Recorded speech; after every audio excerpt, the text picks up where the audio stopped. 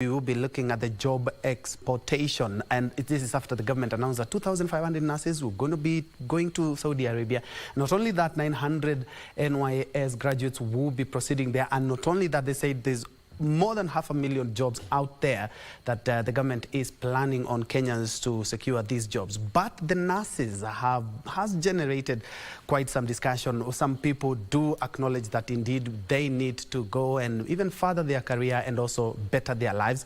But at the end of the day, looking at the country, we are looking at the health sector that is wanting in manpower, in resources as well. So question is, what do we do? Do we support it, or what are the merits and demerits of that? And to help me drive that is David Karanja. David Karanja is a career nurse. Over 15 years he has been living in the United States of America, and there I hear the nurses are not only paid well, they are paid very well. You will be shedding light on that. And he works at the Kaiser Permanente. Is that the right, the right one? Yes. The Kaiser Permanente in San Francisco, California. Karibu Kenya.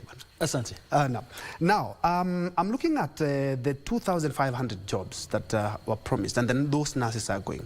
First things first, the Kenya Medical Practitioners and Dentists Union have cried foul, saying that how can you be taking nurses outside? We have the SHIF now, the Social Health Insurance Fund. First things first, do you support our nurses to go to the Saudi Arabia to earn a living there? Absolutely. Why is that? I support, because I, being one of them, and I have been there, I've enjoyed every benefit. So I'm in agreement. So they should go. Yes. And we are looking at 2,500 nurses. Kenya Medical Practitioners and Dentist Union they actually don't like it. We are looking at also Kenyans. They say, you're taking nurses outside. We have a shortfall right here in the country. I don't think you have a shortfall. I think we have enough, because if you check those numbers that are graduating, I think we have enough, because a majority of those I'm speaking to, they have graduated, they don't have actual permanent jobs, they're just working on contracts. So majority of people out there, they don't have jobs yet. So, and there are these who are coming from colleges, so there will be these enough. I don't think we should be afraid of not having enough. I also know there's this issue of brain drain. Yes. It's true, but on the other hand, that's the main reason these people went to school, so they can sustain their families. So there's no need of having a degree in your pocket, and it's not doing anything for you. So if that chance has come, oh, please take it. And why are professions like nursing, we're not talking about doctors, we're talking about nurses. Yes. Why is it so lucrative in countries like the US, the UK, and now our nurses are headed to the Saudi Arabia? One thing why nursing specific is so attractive, the way the healthcare is set up. They did a research way back then and discovered there is no healthcare without nurses. They are the core of everything. So what they did, they came up with these implementations that are going to be attractive to the nurses. So one of them was being salaries. Before they were not being paid well. Then they discovered if we pay these people well, our healthcare will not be in risk, will not be at risk. So they started implementing this. Then they discovered, actually we have a lot of old generation, huge number of the old people, and eventually they'll be needing care. So if we don't step ahead and know where these nurses will be coming from, we will have a problem. So they went ahead and made contracts with countries like India, Philippines. Train your people, we have jobs for them. So that has been going on for a while. It's us on this side, mostly in Africa and Kenya, we have not caught up with how things have been done. It's not a new thing, it has been there for decades. Just other people saw it first and they stepped up. So this is our chance, I would say. If the government is now agreeing we don't have jobs here, we can help get it there, I think we are heading on the right direction. So if they get calls, bring nurses, they should facilitate it as fast as possible, because other countries will if we don't do it. So it's a good thing. And looking at the nurses that are headed there, since you've already left the country and now you're working in the United States, what are some of the things that these nurses should be looking at? Because I'm looking at David Karanja. 15 years ago, he is working in San Francisco in the United States. You went there, you've spoken English, you've learned with English, but look at our nurses in Saudi Arabia. Yes. There is a culture shock, there is a climate shock, there is also the language barrier. So what should nurses going there be knowing, actually? Thank you for bringing that up. I know people are afraid to go there based on whatever you just described, but I also talked to a few nurses from Philippines. That's what they have been doing, because not everybody from Philippines will get a chance. So what they have been doing, they have been stepping up like a stepping stone to Middle East. That gives them a chance to work on bigger facilities with better equipment. So that goes on your resume. I have been working to a level 5 or 6 hospital. I have been trained to do these things. So they don't have that in the Philippines. They have that in Middle East. So you being there, your plan is not to be there long term.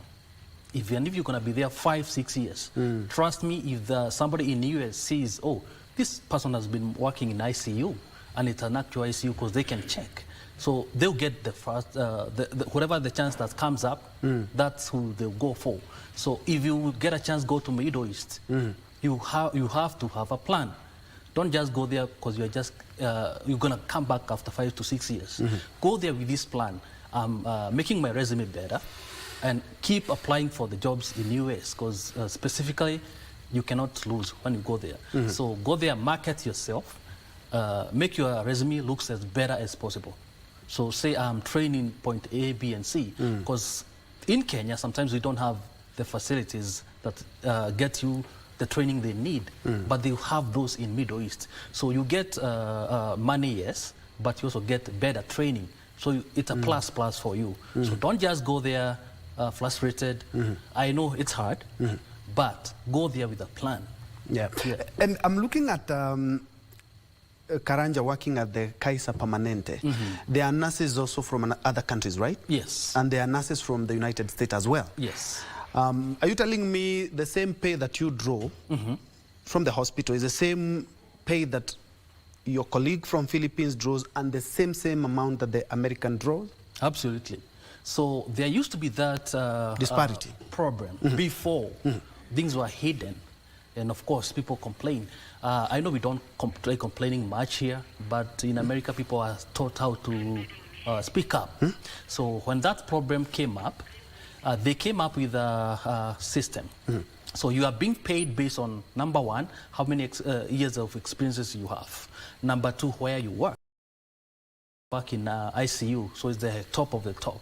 So if you work there, that means you have better training, you have a lot of experience, so you get a better pay.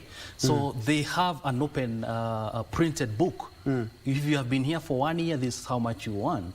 You stay here for 5 years, this is how much you want. So it's equal for everybody. And it's not just a hospital requirement, it's a state requirement. You cannot discriminate, say, this is a Kenyan, so I pay them this amount. That is not the case. If a Kenyan nurse come straight to a US, and they have 15 years of experience, they should get paid based on the number of years they have been working. Absolutely. So you don't get pushed down there based on where you came from. Yeah, so they have a very good system. All right, as we wrap up, I want to pick your final sentiments and what the future of SHIF, that is the Social Health Insurance Fund, holds, because I'm looking at 2,500 nurses that have already left. Maybe another country will need 500, another will need 2,000. What is the future of SHIF, if at all we only will be exporting nurses? I would say increase the number of training institutions. In US, there's the public institution plays their part. Also, private institution plays their part. So if we can expand the base, so we can have as many numbers as possible, that can be of helpful. Don't just let KMTC do it.